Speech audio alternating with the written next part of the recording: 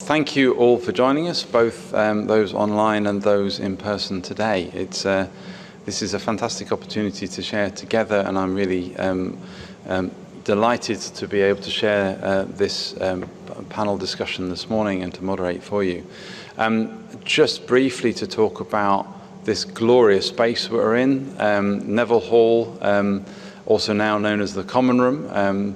For those who struggle to get here this morning or might want to come in the future, because we've had the conversation this morning about it's on Westgate Road, but it's in the middle of the city. So just in case you're wondering where you're coming, you don't need to go all the way up with the bike shops in the up at the East End there. But it's a beautiful space, and it's a historic space, and actually, in some there's some irony that it is also where this all began. Arguably, the Northeast is the seat of the Industrial Revolution. It's where coal was first taken out of the ground and this hall was built by mining engineers, the Institute of Mining and Mechanical Engineers, indeed. And here was where it was all made possible. We are within half a mile of Stephenson's shed, where he did the pioneering work on locomotives, very much the heart of the Industrial Revolution. So very much part of our legacy, and indeed possibly our responsibility as the Northeast is to lead and to help the world as it tries to balance out the impact of the Industrial Revolution on our climate and our planet.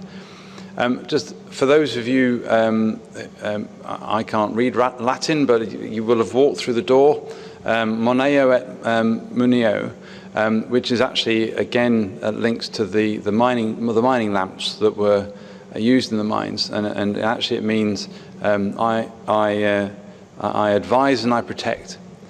And ironically, I find personally that's an interesting mantra now to use. As we in Cundall and all those with responsibility in the creative world to advise our clients and our teams on how we perhaps can do things better, more sustainably, and to protect for the future. So perhaps one, as you walk out, those who are here in person want to take away with you in terms of the Moneo et Muneo, but who knew you were going to get a Latin lesson this morning?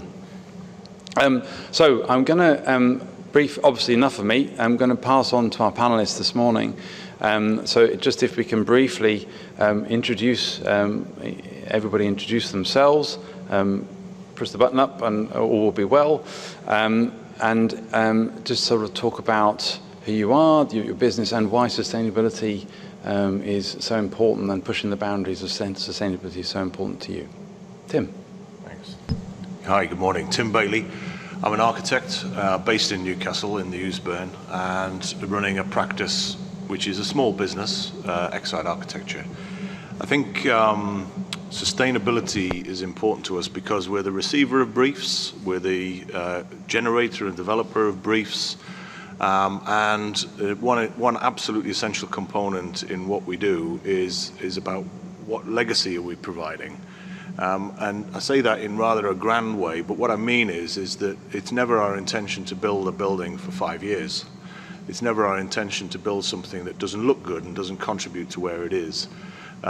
We may have done it, but that's a different story. But it's never our intention to do that. So inevitably built into that question is how do we sustain the environment, the community that it's aimed at, its use and operation. That's economical and societal in its quest. So built into the very fabric of what architecture is as a modern day practice is this business about sustainability. But the other bit I'd like to say as the beginning is that in the 1970s, and it's very, very apposite now, I remember sitting in a dark room with a candle because the lights went out. And that's the sort of beginning of the journey for me around understanding how the big metrics of economy, politic, society, community, and the way we live in the world works, and how it interacts with one another. And that's fundamental to the position we find ourselves in now, is about making good decisions around that. So as an architect and a consultant and a generalist, that's why sustainability is high on my agenda. Particularly interesting given the ongoing discussions about energy supplies from other parts of the world. Yeah. Larry, please. Hi, good morning, and how lovely it is to actually see faces, some of whom I think I've only seen on the screen before, so thanks very much for inviting me.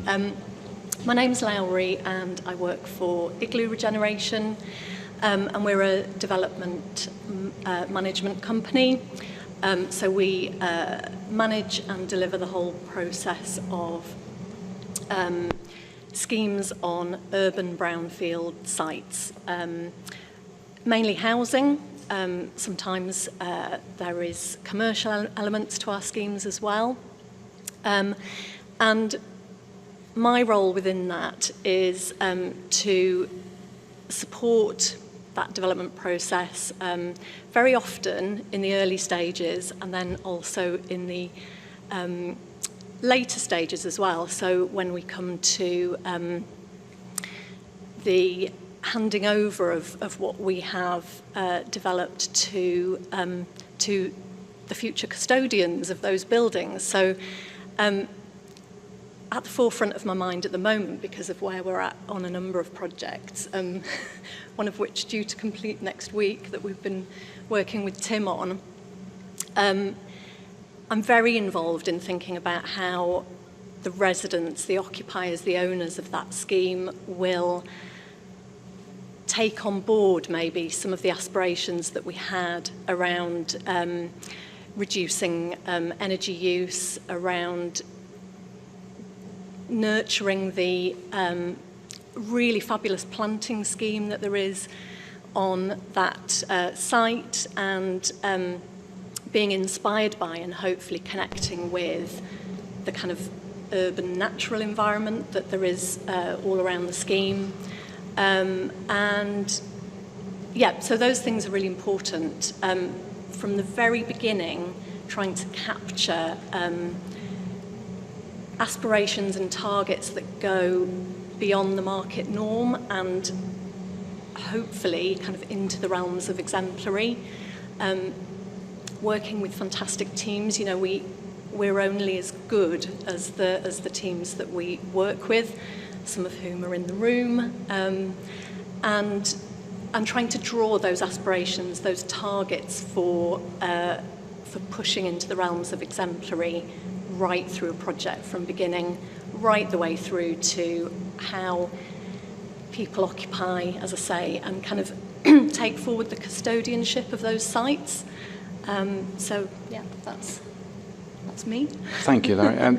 Interesting, because actually through the work that you do, not only do you get award-winning, deliver award-winning projects because they're sustainable, they also award-winning because they're great architecture. I think even this week you won the Scottish architectural prize for the architecture, not because of sustainability. So that was a real achievement for Igloo. Matt, can I sort of come on to you in terms of and maybe sort of a little bit more about Larry's point about the issue of the people who use the buildings, because obviously your role. Yeah, absolutely. Morning, everyone. I'm Matt Dunlop. I'm Head of Sustainability at Newcastle University. I lead a small team that manages the environmental impacts of the university and helps the university develop its strategy in relation to reducing its environmental impacts and increasing its social impact. So I'm an environment professional. We do the normal things that you would expect us to do in terms of energy management, carbon management, waste management, looking after the biodiversity of our estate, all those sorts of things. But I'm also privileged to work in a higher education institution where our research and our education are some of the biggest sustainability impacts that we can make as an organisation. So it's about, for me, it's about finding those opportunities to link up our approach to operational sustainability and metrics around sustainability with the expertise that we have and the potential that we have within our student community as well, and making sure that we're passing on a world to those students who come through our doors at this time of year that's hopefully better than the one we have at the moment. So yeah, obviously as a university we're a client, we're a specifier, we're involved in retrofit of a very varied estate as well as new development within the city, and we have partnerships with organisations across the construction industry, and so I'm very interested in how our approach to sustainability strategy translates into the relationships we have with our construction partners to deliver our strategic objectives around sustainability. I might come back to you on that in a minute, Matt, if that's okay. Tim, would you just please introduce yourself? Yeah, thanks, Duncan. Hi, everyone. I'm Tim Saxon. I work for the Department for Work and Pensions as the Utilities, Energy and Sustainability Lead Manager. So we're actually the largest central government office estate, and we have about 1,000 buildings across the whole of the UK. I lead a small team which is currently transitioning as we pull a partially outsourced management function back in-house and grow the team significantly. I think as a central government department, it's crucial that we set an example and lead on sustainability. We also have a very large workforce of 100,000 people and millions of customers or service users whose behaviour we can hopefully influence and who can take some of that back home with them. And I think we can't underestimate the impacts of that.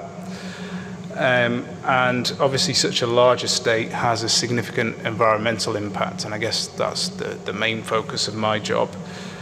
My role focuses on the built environment, because it's taxpayers' money that we're dealing with. The economic angle of the three pillars of sustainability becomes really important. And on a personal level, I have children and I care about their future. Thank you. Yeah, I think many of us have that motivation of thinking about the future generations and our children, and indeed their children, and what we leave behind. So yeah, I think that's a huge driver for many people. I think from our point of view as Cundall, we certainly talk about our four cornerstones, thinking about that, working in our community, working on our projects, thinking for ourselves, and making sure we walk the talk, as it were, and also sort of enable the wider business community through thought leadership programs, and obviously which is one of the things we're doing today. So, Matt, can I come back to you on your point?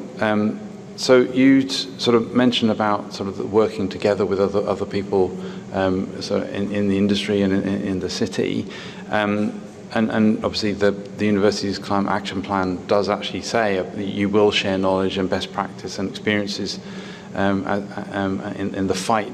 I think the term is the fight against the climate crisis, which is emotive words, but probably accurate. So do you have an example of the sort of organisations and how you do that, just for the benefit of those in here who might be interested in taking it forwards for themselves? Yeah, certainly in Newcastle, taking the regional perspective, we were one of the first universities in the UK to declare a climate emergency back in April 2019, and at that time there were a lot of local authorities declaring climate emergencies and therefore having to put their strategy where their mouth is and set their path to really upping climate action within their delivery of services to their communities, and we were no different. So we declared a climate emergency, and alongside the City Council, other major anchor institutions in the city, like the NHS Trust, and we already had well-developed partnership working arrangements, but we set up a task force called the Net Zero Task Force here in Newcastle, which has membership from those anchor institutions, but also from business, from the voluntary sector, from the transport sector, and we spent time at the early stages of that task force being informed by the expertise from the university, from the academic side as well as the professional side, in developing a strategy for Newcastle that can be genuinely considered leading, and I think that has been recognised in terms of Newcastle was recognised as one of the few A-rated cities for its climate action work by CDP recently, and I think you can't develop your strategy in isolation. Obviously, we sit in this place, and in other places within the world, you know, we have international campuses to think about as well, and you know, although we perhaps make 5% of Newcastle's emissions, we can't tackle the issues around transport, the built environment, without working with partners in the city to tackle those. So I think that early stage development and that early stage of getting together to work together at the time that we were declaring climate emergencies has now led to you know, being able to position ourselves with funders as a city that means what it says about stretching for net zero, and that has brought some opportunities in terms of funding opportunities that partnership working across others for things like district energy schemes and decarbonisation of the built environment. Thank you. Yeah, Tim, who's in the room, hi Tim, and we've been talking about the heritage strategy for the city, which is an ironic crossover given the space we're in and what you've just said there. And I think he's sort of heard me expound at length about working together and actually engaging with, if you can engage with education and health and bring all these elements together, that's when we start to truly achieve the steps forwards. And it's great that you can share some of that with us today. Tim, Bailey, can I just sort of bring you, because obviously you're involved in one of those programs, the whole One Voice program here in the North East. Can you share a little bit about that, and just for those who may not be aware? Absolutely. Thanks, Duncan. It's a great opportunity to introduce you, if you don't know, to One Voice. It is the new campaign name for the North East of England construction strategy. You can find it on social media, and there's a launch last week of its renewed action plan, which takes climate, people and value as the three key components of what we need to address quickly in the region to get a sustainable construction industry. And that's on all levels, sustainable because we're here and we can continue, but also sustainable because of our outputs. One Voice is particularly, I think, apposite to this conversation, because there are disparate voices. They come from different points of view. The arguments that we often conflicted by in terms of whether the climate emergency exists or not, I think are largely past. But then within the new conversation, there are still debates about compromise, about speed, about what to address first, about personal responsibility versus corporate responsibility, and so on. And all of those things need debating in a way which arrives at a singularity or a common understanding, one voice. You see what I did there? Basically be acting on one platform. And I think the key ingredient to that is about using competition in its proper place and using community in its proper place to share knowledge, to raise the bar for everybody so that everybody's performing better within this space and producing an output which we can all be proud of collectively.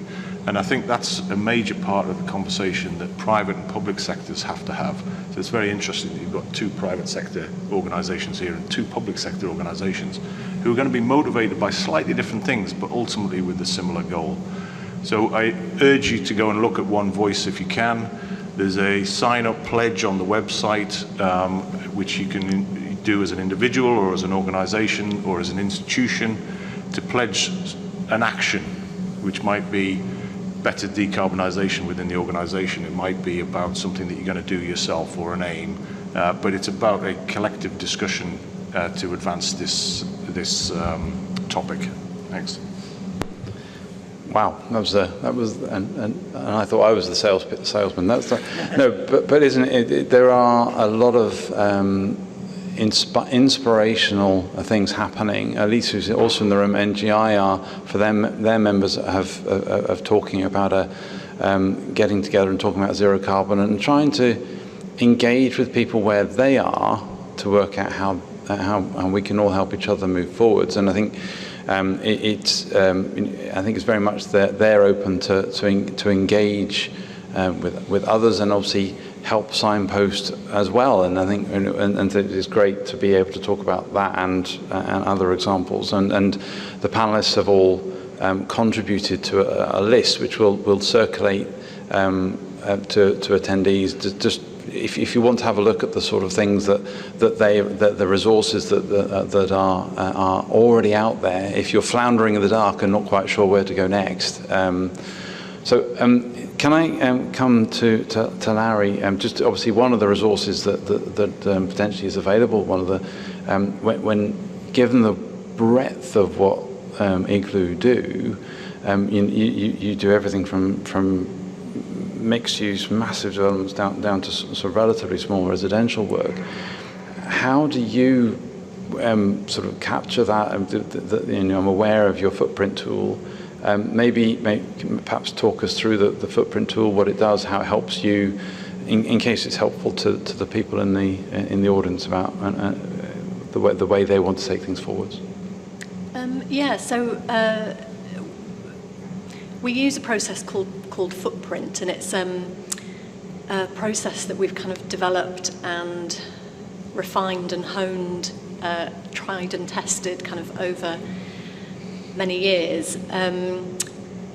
Essentially what Footprint is our sustainable development policy. It maybe goes slightly beyond what a kind of organisational policy, how it might normally function or what it might normally do, in that we, as part of it, we have an incredibly kind of knowledgeable and excellent external advisory panel. So the process itself, in a nutshell, there's a number of touch points over the lifespan of a project, the very beginning to the very end, where we look at 6 key themes, and this is where I get really nervous in case I forget one, but essentially carbon, circular economy, well-being, place, community, and nature. Yeah, I did it. And under those themes, develop with our team and with stakeholders at the beginning, essentially an action plan, but a set of aspirations, tangible targets, and a pathway to deliver those throughout the lifespan of a project. And then we use as a sounding board our external advisory panel, who really challenge us, and that's a fantastic dimension to that process. because you can sort of be very insular, and you can be very, very sort of single-minded in terms of a project, and the pressures that inevitably it has to be delivered. But taking a step back, using that sounding board, and having the moments at which you take the time to do that, and take the time to be challenged on certain elements within that action plan, we find incredibly valuable, and it does sort of push things forward for us. I think also that process in many ways allows us to take each site as an individual and tailored kind of challenge. So I think sometimes policies maybe don't have that flexibility. So really the footprint process at the start of a project allows us to really understand the opportunities that specific site presents, and to capture that at the outset. And also then my background is community engagement and urban design, and with the community engagement side of things, I'm kind of really fascinated in what drives people's behaviours, and what are the drivers of change, especially kind of when that's a collective endeavour. So again, the process that we use allows us to kind of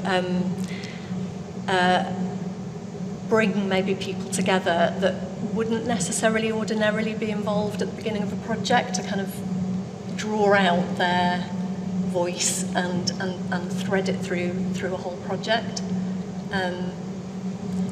Having said that, I mean, I've made it all sound fantastic. It's we can definitely improve on it. We can always improve. We can always learn from others. We're constantly learning from our partners and our teams that we work with, and the communities within which we work. So it's... Can I just chip in, Duncan? I see you and Matt were both itching to get in there. So yeah. So we've been through this footprint process on two occasions, and it is fantastic. One of the things that it does really, really well is it questions and challenges you right at the beginning about the whole panoply of things that you're capable of doing at the beginning of a project, and setting the bar as high as you possibly can. Then being pushed through it on 2 or 3 other occasions through the process just reinforces that, because you remind yourself of how good this thing can be, and therefore you're re-encouraged to make it as good as it can be. It's a brilliant process to go through, and I would, some of that resource is available online, so you can't necessarily do it yourself, but I think you can learn from it tremendously. Go on, Matt. Yeah, I mean, I'll be honest, I'm not familiar with your footprint tool, but certainly the process that's outlined there, I think in terms of, the theme of the week that we're in, the green building, we as a client are really trying to engage the industry in approaches to sustainability that deliver our definition of sustainability. And our definition of sustainability comes from not just my team, but from our students, from our academics. And we have a similar sort of process of having internal challenge to our sustainability specifications. And so we're you said you developed and refined your approach through time, and that's certainly what we're trying to do. This is a net zero and the broader aspects of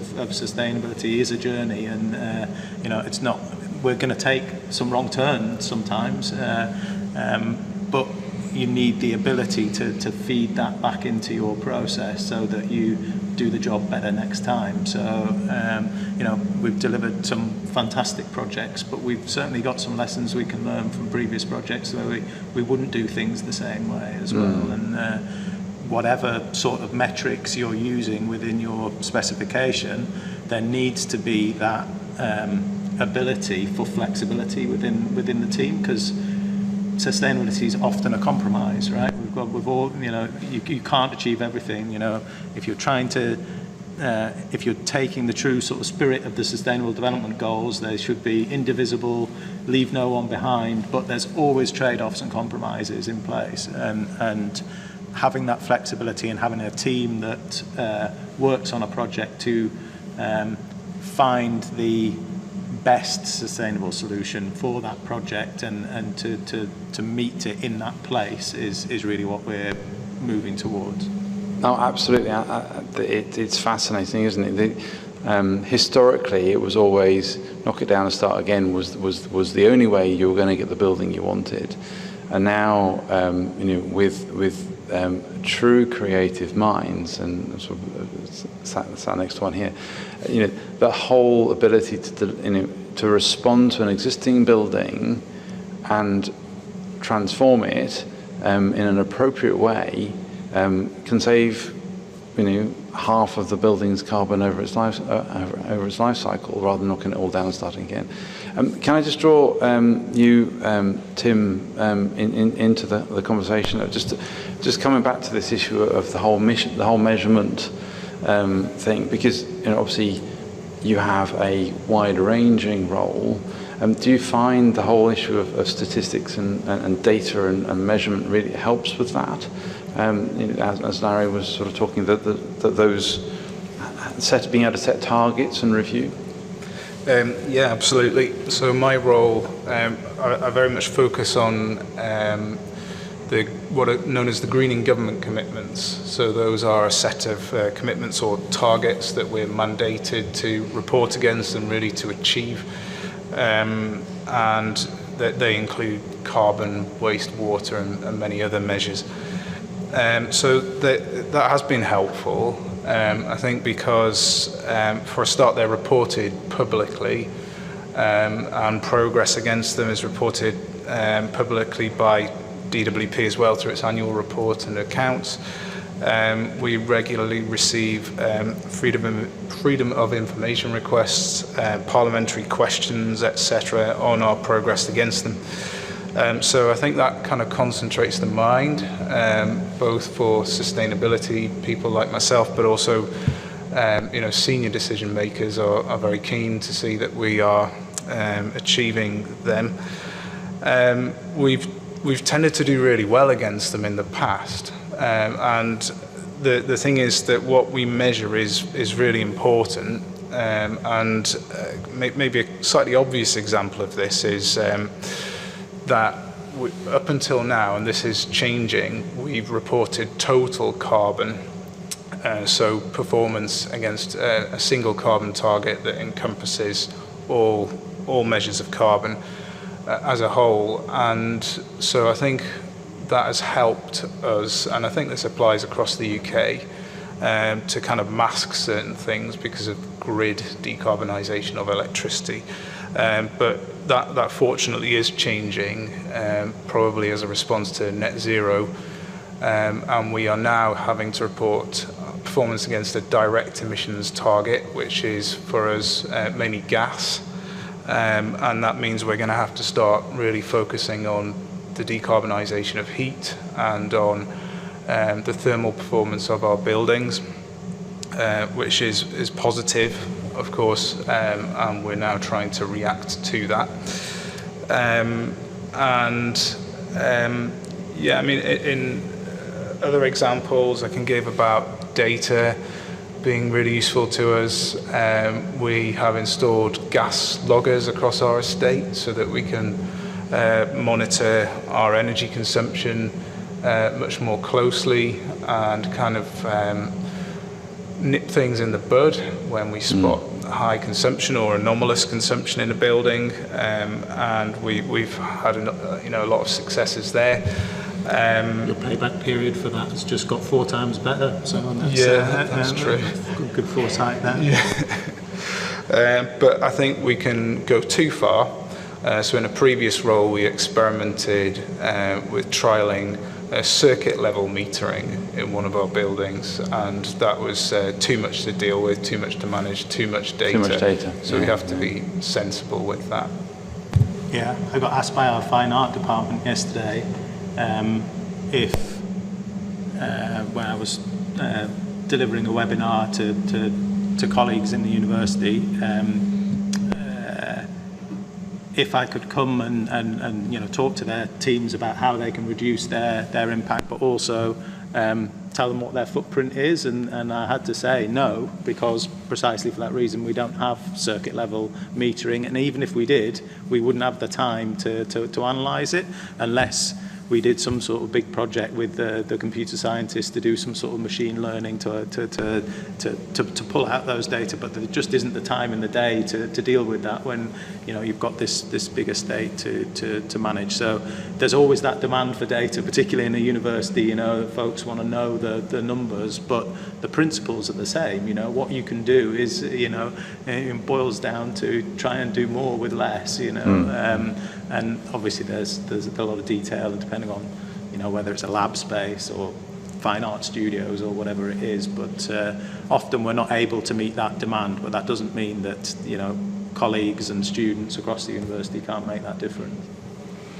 I think certainly from our point of view, we find very often that data is so important in terms of actually understanding how buildings work in the first place, to allow us to help our clients to develop their strategies, whether that be on a building level or a portfolio level. It just makes so much of a difference if you've got the available data. And let's be honest, if you've got a poor performing building, it's very rare that you're prepared to admit to it. But it's so important then in that level of honesty, and to be able to help, you need to understand and to set a direction. Can I just briefly drop back? Those who are joining us online, if you do have any questions for the panel, please do feel free to put in the chat box. We will come to the in-person, anybody who would like to ask a question in the room, please be free to chip in at any point. But it's great to just remember how many actual people, not just physically here, but online, are joining us. So please do feel free to put a query in the chat box if you would like. We touched on the issue of community and how important it is to sort of engage with community. Both Larry and Tim, we spoke about it earlier. Can you share some good examples, maybe Tim first, but maybe Larry also, about engaging with the community and how you've found that beneficial and how it perhaps has shaped a development or a project? Just good examples of the how, because just, you know, people listening in may wonder, well, how do we do that? What's a good way of doing that? Yeah, it's a great question, because two very quick examples, I think, of where this conversation is extremely helpful, and one where it's central to practice. Often when we're in a community engagement setting on a project, it's because there's a conflict, and usually that's either just before or during a planning planning stage. What we've found over the last 4 or 5 years is that a starting point of a conversation around what happens afterwards in terms of sustainability, in terms of the community, in terms of how not what people want to see, but how the next 10, 15, 20 years might pan out in that neighborhood, is a really, really good place to start. Because number one is we're asking a question, but then after that we've got to be all ears, because it's their community. And the second part about that is that in being all ears, that you can often hear things which aren't part of the development brief, but are key to the context of that project being successful. Not in its own terms, but in terms of that 20, 25, 100-year period afterwards. So straightforwardly, while that's not a specific example, it's an example of how this conversation, I think, is a unifier rather than something which reinforces difference. Taking that to a specific level, as I mentioned at the outset, my office is in the Ousbourn. The Ousbourn is in the east of Newcastle. Many of you will know it. It's rich in all manner of cultural diversity. During the day, well, let's start in the early morning. You've got a cock crowing on the farm. Early in the morning, you've got people coming to work in arts, cultural, and commercial industry. There's quite a heavy emphasis on creativity and digital tech. And then as the evening wears on, you go to the pub, there's a theatre, there's any amount of other sort of entertainment activity into the evening. That richness as a magnet for lots of conversation and diverse activity, some of which is economic, some of which is not, is increasingly challenged by how to develop it. Development is important to sustain it, but development challenges what it is. It's a conservation area. It has an industrial heritage background, which is actually arguably anti-city, because it was on the outside of the city and you could do things there that were out of sight and out of mind. That's given it a sort of dirty industrial past, which is the very platform upon which we now enjoy it. So there's this proper conversation to be had about how we populate it. And the Ousbourn Trust was set up 20 years ago or so on the back of an understanding that this place had a little bit of magic about it, and it was important to not preserve it, but to be careful in its management and its development. And the trust has managed to, without much leverage in terms of ownership, the ownership pattern in the Ousbourn is very complex and it's relatively small in the plot size. The trust has managed to engage a wide sector of the community in conversations about transport or about environment or about planning itself. And inside of those conversations, people are able to feel free, if you like, to express their opinions and perspectives. And some of it's pretty robust, that's fine, but it also allows businesses who are in the valley to engage on a platform which is often about what they do. And so for us, we're involved in the transport group, which is actually not about transport, it's about pedestrians and cycles more than transport. Still very much transport, as one of my esteemed colleagues would tell you. But the lifeblood of all of those conversations is about how do we do recognize this place is a bit magical, how do we maintain it, but not treat it like it's a fixed platform? How do we live in it, work in it, develop it successfely? And then as architects... Can I just drop that, Larry, because obviously you've been part of that conversation, haven't you? So,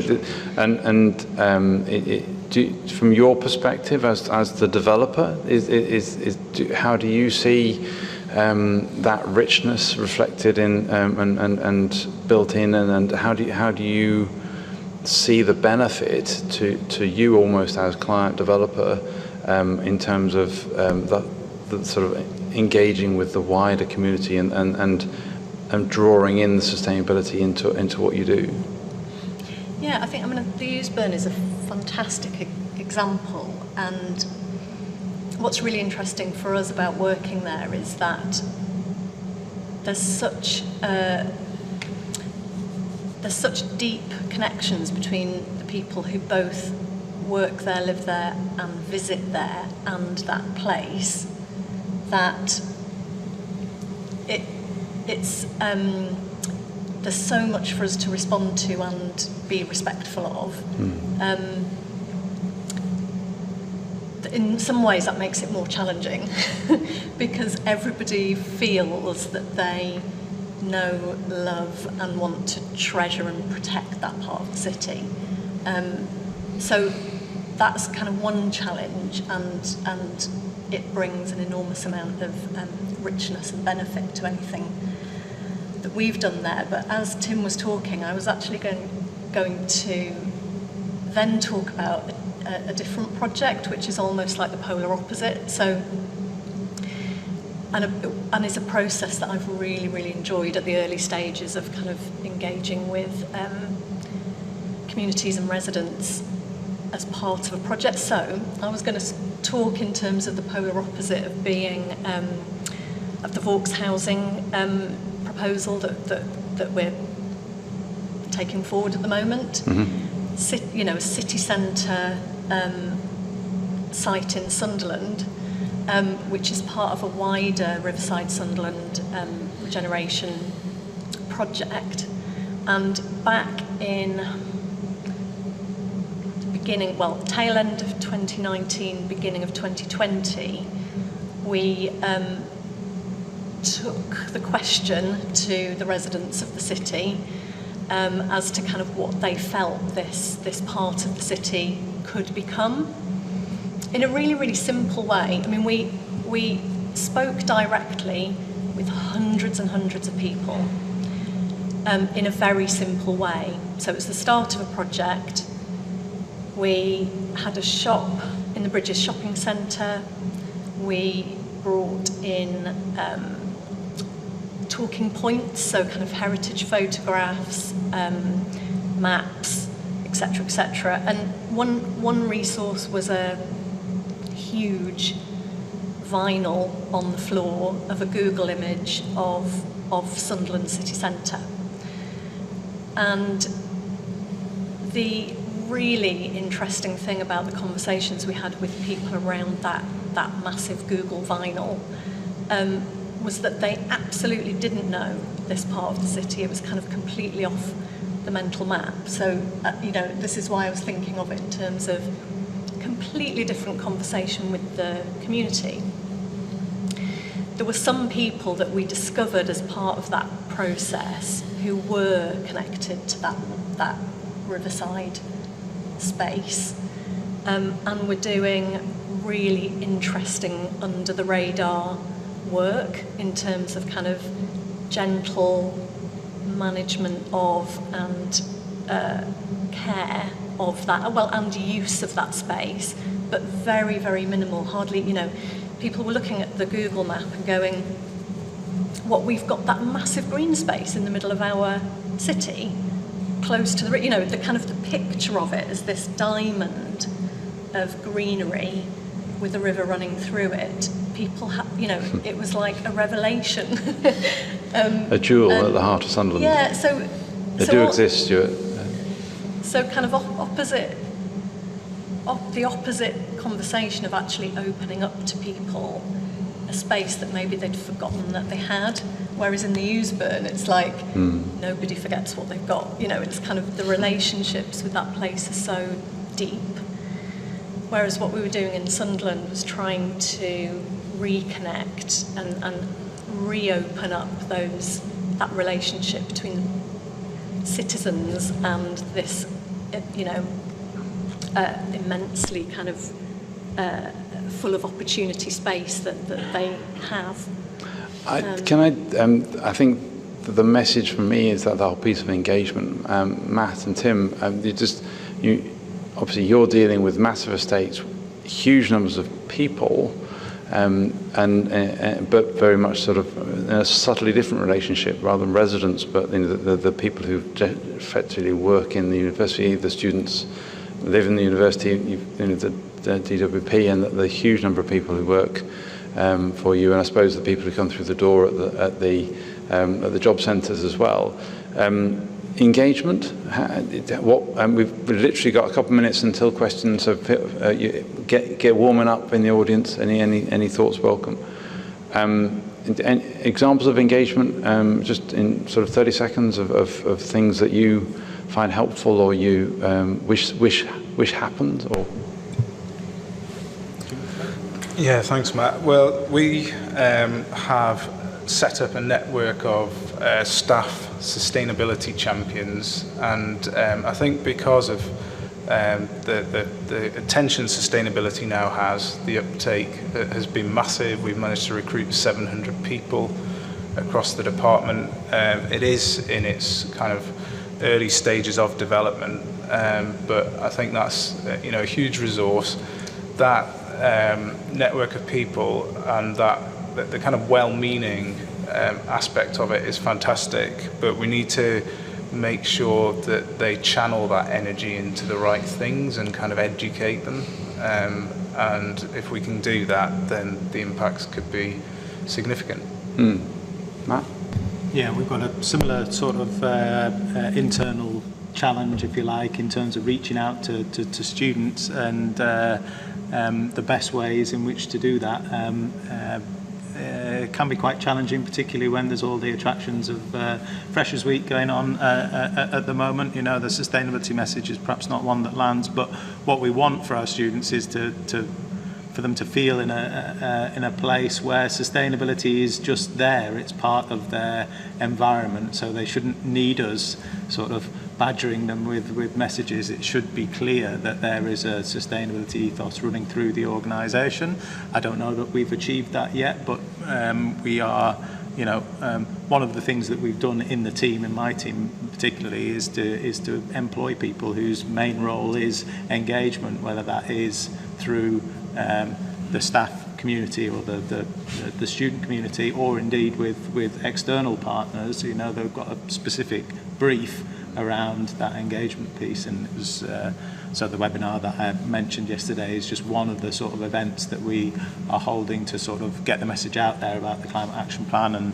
And our Climate Action Plan has a 10-point plan, of which one of the points is engagement. It's so fundamental to what we do. We can't we've got to get out there. We need to engage our communities, however you define that, because one sustainability team, however big it is, couldn't deliver all of the things that we need to do to achieve our sustainability targets. It has to be that collective effort.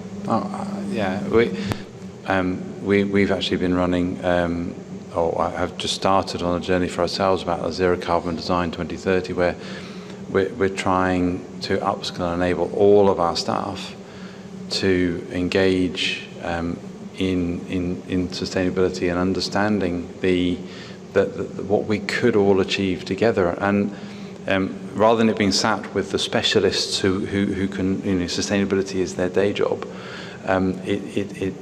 it's the eyes that I've seen opened, and the inspiration and the excitement that I've heard from everybody from civil engineers to fire and acoustics and air quality people.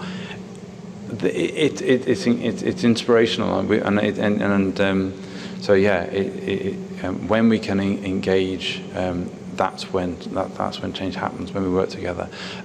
Briefly, any questions from the floor that you'd like to throw at this inspirational panel? Tim?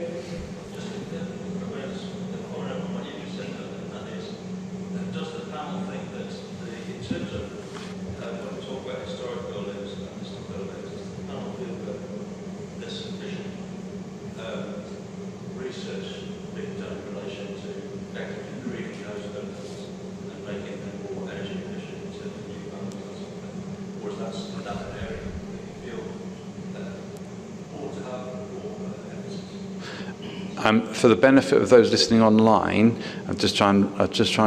so is there sufficient research in terms of the performance and the potential for greening, making more sustainable historical buildings? Is that fair? Yeah.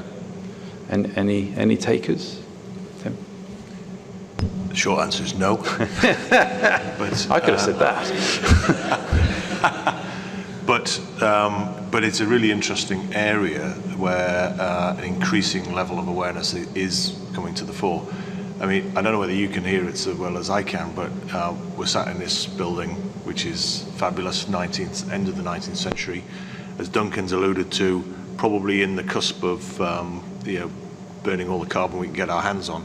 There's a noise behind me which has been going on the whole time, which sort of says that in its original form, this building has been used perfectly well, I'm going to say, probably with some environmental challenges, and some sort of modern intervention now creates a different sort of problem. And the challenge is to take what our heritage assets are. Some of our prized heritage assets belong to a pre-carbon, well, it's not pre-carbon, what's the right way of saying it? A pre-industrial revolution era. And I think our 20th century problem has been asking, how do we use technology to answer the question that we've got about our built environment, a lot of which the heritage asset has suffered from. And I think our 21st century question should be about how do we arm ourselves better with the knowledge of what the materials and the original function of these buildings was, and how does it respond with climate changes happening now, to arm ourselves with a better balance of what the understanding of building use and technological components are. The question about U values and retrofit for thermal efficiency, I think drives to the heart of that, is how do we want to heat this vast space efficiently so that it can be used? And maybe that's to do with, well, what time of day is it used? What's it used for? I've been in this space as a theatre, I've been in it as a lecture theatre, I've been in it as a party, not a wedding, but a sort of celebration, and so on. So it's capable of coping with a vast range of activity, but what's the appropriate way to heat or vent this space in each of those situations? Because at the moment, I think it's only got one version of that, and we've got to get much more. Yeah, I know I'm waffling on. So I think, so just to add to that, just perhaps, or maybe just to sort of the flip side of that is actually maybe to be realistic about what we expect these buildings to do. So rather than expect them to perform in line with modern standards, we actually respect them for the buildings they are and adapt our expectations and our behaviours to suit the buildings as they are. But just possibly a different view. Sorry, can we've got one last question from the floor. Sorry, I don't know your name, sir.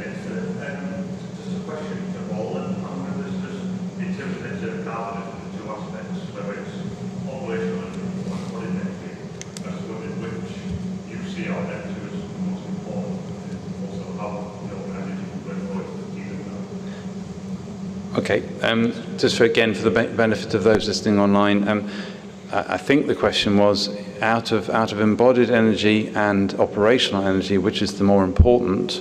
Is that and in the panelist view? Is that a fair summary? Matt, can I throw that one at you?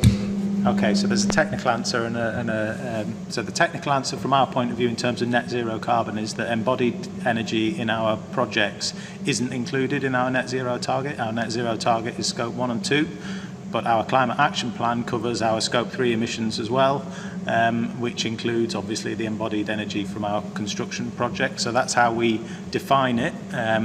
Obviously we haven't talked about the net zero, but one of the realizations, one of the conversations we had with our executive when we were pushing through the climate action plan is that, we will not achieve zero by 2030. So the net zero has to be part of our thinking, and up until that point, really, we'd shied away from that. We'd really tried to focus on the reduction of energy in our estate and steer people away from thinking about offsetting approaches. But the reason we haven't included embodied carbon within net zero is that we haven't got the resources to offset emissions that are part of somebody else's emissions inventory. That's the sort of technical reason why it's not in net zero. But I think the answer to your question in terms of which is most important is actually from a life cycle perspective, embodied carbon probably is the more important of the two, which is why our plan covers it, even if our target for net zero doesn't. do you want to add anything there, Tim, briefly? I think we're in a very similar place to Matt on this, really. We have set an operational carbon target for new projects an embodied carbon target for new projects, refurbishments and new builds, with the support of some of your colleagues, actually, Duncan, in terms of working out what's achievable in the UK at the moment. I am very aware of the time. Thank you to all those who've joined us online, and I'll let you go. We do. Those online, if they want to hang on around for 30 more seconds, there's a little video that they might want to watch. Can I remind everybody who's here, you hopefully received a QR code on your way in regarding a poll which we are taking across all of the 15 World Green Building Week events. We'd love to have your responses to those questions, if you wouldn't mind coming back to us when you have a minute. And we'll sort of share the outcome of those poll results with you. But all it remains then for me to say is a huge thank you. Thank you to Tim, Larry, Matt, and Tim for your time this morning, for you joining us in person in this rather weird world that we live in, and for those joining us online. Thank you again, and have a great day. Thank you. Thanks. Ooh. First of all, one thing that actually coming out of this morning is sustainability. Now, you're also looking at carbon factor, which is feeding in before. I'm surrounded by engineers here, presumably designers. But the most important thing is carbon factor, isn't it? This is what we're going to get to in relation to net zero. Why, in the UK, are we not using more housing new development on the timber fair? Why is that not happening in the UK? Less than 8% happening in the UK is not in town. Whereas in Scotland, there's 15 to 17%. Why are we not doing more timber fair houses than what we should be doing this morning in town? We have a late question for anybody joining who's still with us online and hasn't already departed, regarding the practical question of why is there not more timber frame, which obviously the whole sequestered carbon conversation and the carbon factor of the materials influence is. Why is it no more? You know, and it's a valid point because it's massively used across the continent and indeed in Scotland, as the questioner has asked. Larry, can I just throw? I think it's a brilliant question. I think there should be more, and I don't know why there isn't more. We certainly did timber frame at the mailings. That was back in 2014, I think. I think Vaux were certainly either doing it or considering it. Yeah, I think, you know, there maybe isn't a good reason.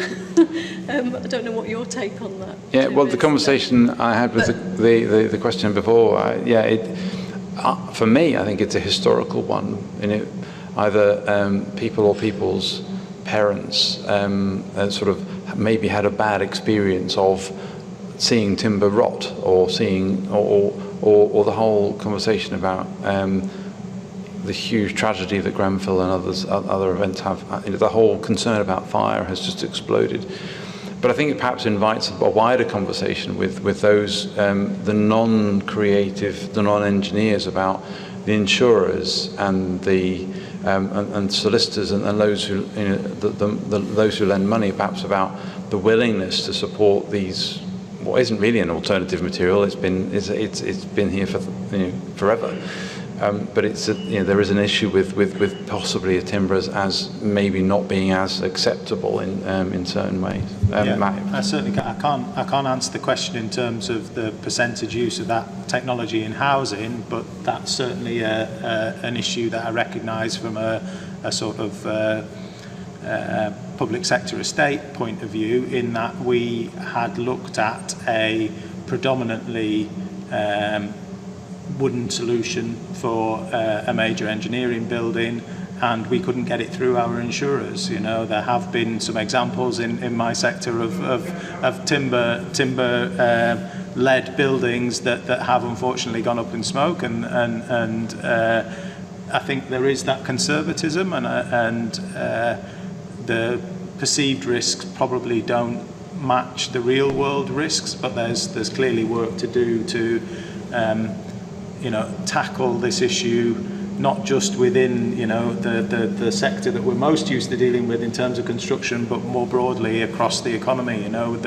These are some of those tricky problems that net zero gives us, where it's really a whole economy effort that we need. Yeah, and I think that's partly our job to help those who engage with the lease and other partners to sort of and the One Voice organisation to sort of just enable and help those for whom it's not their day job to understand and be inspired.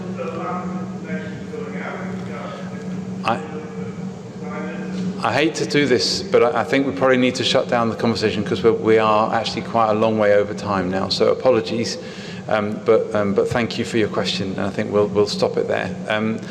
Thomas, did you want to say anything in conclusion, or are you? Yeah, just again to thank everybody for coming along, and all the people that have joined us online. Thanks to the panelists, I know it's not easy to sit up here to potentially be shut up and put yourself on public view, but to actually stand up and sit here and make the commitments and statements on behalf of your organisations and the people that you work for. I was going to ask a question, obviously we're running out of time for questions, but the Prime Minister addressed the UN last night. I don't know if anybody saw his speech, but the takeaway from that was it's time to grow up. And I didn't know if he was talking about himself or if he was addressing the rest of the world. So that's not my question to you. In terms of growing up, sustainability has been around certainly during all of our careers, but it's just, I'm not going to ask people to answer the question, just to people to think, where are we at in the path of growing up? Are we still in infancy, or have we got to adolescence on this journey? I don't think we've got to adulthood yet, where it is absolutely front and centre of all of the things that we get involved in. But certainly we've seen over the last 2 years or 1 year, the maturing of sustainability and the requirement and need to do things in all of the projects that we get involved in, regardless of what our role in the project, has been fantastic to see. And I just hope we can continue the same trajectory, because somebody made the point earlier, it's not for us, it's for the people that come along behind us, and hopefully when we get through our careers and we've left all these projects behind, we can sit down and say, well, we haven't stuffed it off completely, we have actually left something behind that's worth the people come behind us doing it. And it's great to see that it goes through all of these organisations, regardless of whether you're public sector or private sector. So again, thank you all, and hopefully people have picked something up, and conversations have been started and not finished, so carry on, keep the conversations going, and keep the education for everybody going as well. So absolutely.